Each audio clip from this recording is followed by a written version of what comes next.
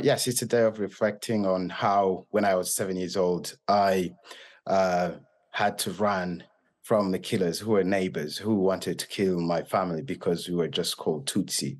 And during the 100 days, I lived like a wild animal, living in mass graves and watching people of my extended family, including my dad, being killed and living. And there was time when I was a slave for the killers, and the time was just to wait till the time they would kill us when they wanted.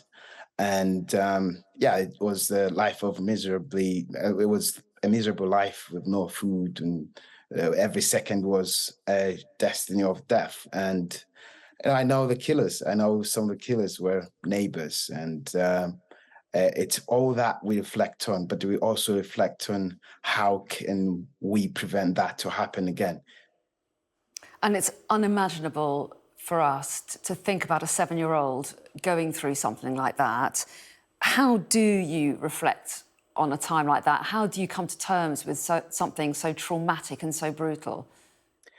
Yes, it takes different things, but I go back in my village where my mum still lives, and in that village, sometimes I wake up and the person I meet first in the morning is the person who I saw making me a slave, or wanting to kill me, or I saw killing my family members, and that's what you wake up to sometimes in the morning. And people here have we reflect on all that, but we reflect on actually how can we educate to young people, how can we tell the people who will come after us that they will never do that, something like that again.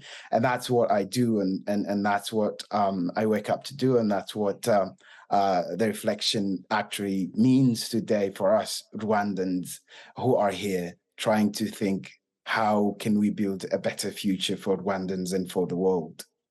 So, and how do you go about doing that? How do you approach something as big as that, as rebuilding trust in someone like Yeah, Rwanda? yeah. I mean, when you know that what the ideologies, the genocide ideologies that made people killing others in the 1994 genocide against the Tutsi, that's what we do. And how do you do that? It's finding the strength, finding the hope that life is possible, looking at where we have come from 29 years ago and where we are today. There's hope. And when you know that you're working on behalf of the next generations, that's what make you wake up, do and forgive, and build trust. And I guess without thinking about the next generation, the people who will come after us, then we cannot do enough. Given your memories of you as a 7-year-old, are you surprised at how far Rwanda has come, given what happened those years ago, a relatively recent history?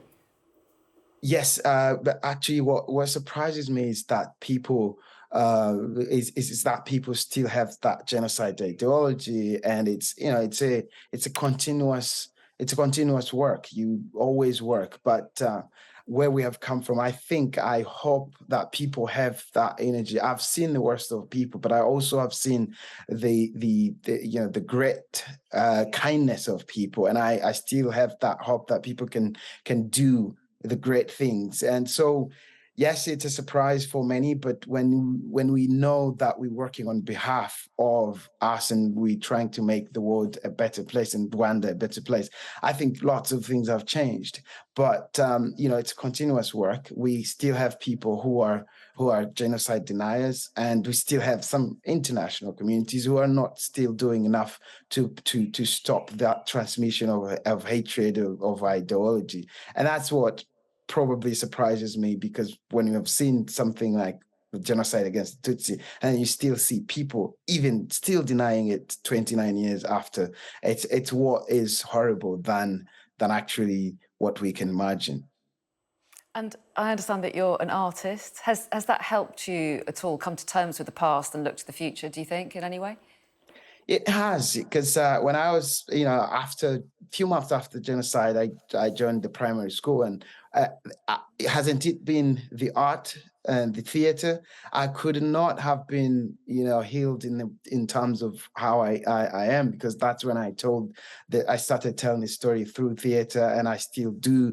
And, joining One Young World also has helped me to continue the artwork and giving lots of my art practices to young people who are in the network of One Young World, and it helps me to tell the story. It helps me to also tell young people and the world. It's a channel. It's a very great channel that I can only use in the best way, because it helps to reach, and it speaks to everyone. It's a language that everyone understands and everyone listens to. And for my own way of healing, it has helped me a lot, because when I was sitting in class after the genocide, I could only feel like I'm sitting in memories, and what I wanted was only to talk about things I've observed. And so it has been my way or my channel of healing.